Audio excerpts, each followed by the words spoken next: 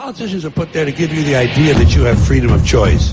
You don't. You have no choice. You have owners. They own you. Illuminati, you've come to take control. You can take my heartbeat, but you can break my soul. Well-educated people capable of critical thinking. They're not interested in that. That doesn't help them. Illuminati, you'll never take control. Your new world order will lead to none at all. Open up your eyes, wake the fuck up, America. Elite control your lives with fear, just scaring you with terror on your screen, telling you what to believe. But who benefits from panic, hunger, and greed? Yeah, that's how they feed upon the masses like a fucking disease. The only answer is to rise up, get up off your fucking knees. Tap into your inner being like a 33rd degree. I'm planting mental seeds for men to break free of an evil greed. You can't see, cause you ain't believing me, but I'm telling thee that television ain't true. Just professionally manufacturing a fallacy, imbalancing your talents. We tragically waiting for things to fucking change magically and mystically. Rewrite our fucking history. This ain't no bullshit mystery. Unlock the prison with the key. It's in your mind, it's the ones to see. Illuminati, you've come to take control. You can take my heartbeat, but you can break my soul. Greetings, citizens of the world. We are anonymous. The future of the United States and the rest of the world is at stake. This is a wake-up call to all the people who are concerned with the direction the leading nation is taking, and these so-called leaders and their poor decisions they make on our behalf. It is time for the citizens of the world to wake up and take charge of all the matters that concern us and affect ourselves and our families and friends, instead of electing selfish millionaires and billionaires that will not work on our behalf but only to benefit themselves. The people of the United States need to realize that they do not live under a democracy. You cannot claim to have a democracy along with something called the Electoral College. In a democracy, the presidents are elected by the popular vote from its citizens, and nothing in between the two. When the Founding Fathers created this system of government, they did not know the United States of America would become the leader of the world, so rich and powerful that its leaders would become corrupt and violate their own constitution and the freedom of other nations. It is indisputable that the future of the world is uncertain when there is so much corruption at all levels of society. Corrupt governments, big banks, monopoly, corporations and oligarchs are the leaders of today's world. This 1% of the world population owns more wealth than the entire world, and that is why they are corrupt. These corrupt monsters play by different rules. They steal from the poor and hopeless, instead of contributing to society and the people in need. They do not pay their fair share of taxes, and hire expensive attorneys to make sure they do not go to jail for their wrongdoings. This people has no shame. They will live their lives and die the same way.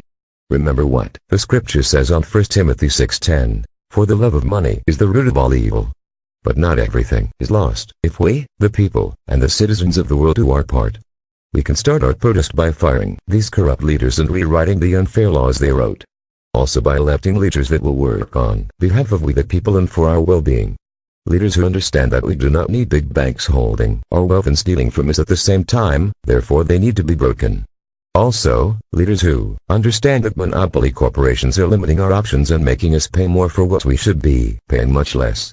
To close, I must say that Donald Trump does not represent the working class, therefore should not be the president of we the people. He wants to become the president because he owes more money than he can repay and he is running out of money. He owes more than $600 million and nor him neither his children or the children of his children will be able to repay. His ambition has grown out of control and he has passed it on to his children. He belongs to a group of people who live beyond their means and end up collapsing. The same happens to the national debt. It is so large that it can't be repaid in full, and each and every day grows bigger and bigger. No wonder why the Federal Reserve continues printing money with no value attached to an interest, and the cycle never ends. If we care about our loved ones and our future generations, we need to do something about it now and not leave the ones to come without hope, so they may not end up being slaves like we are today. We are anonymous, we are one divided by zero, we are immortal, therefore we move from generation to generation, we do not forgive, we do not forget, to the corrupt leader.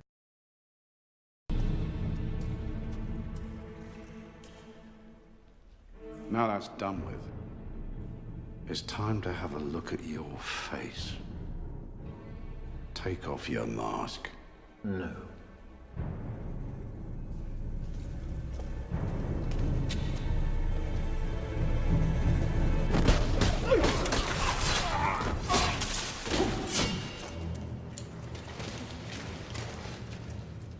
Defiant to the end, huh?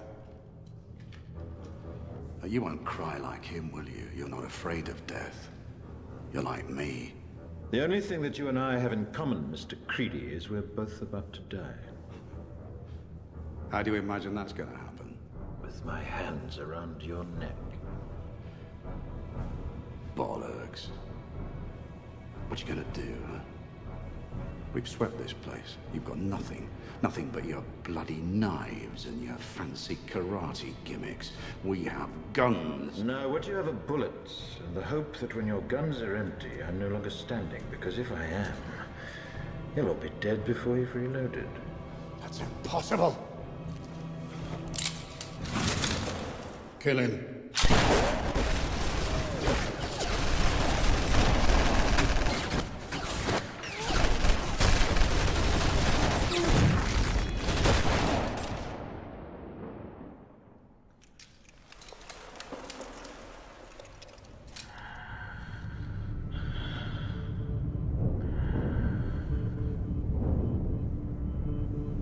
My turn.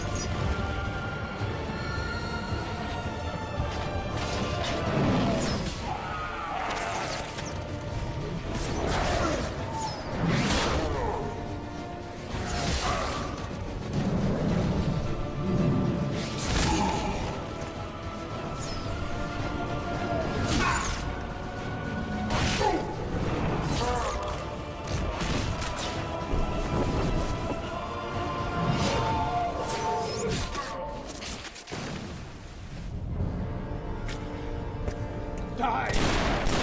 Die! Why won't you die? Why won't you die? Beneath this mask, there is more than flesh. Beneath this mask, there is an idea, Mr. Creedy. And ideas are bulletproof.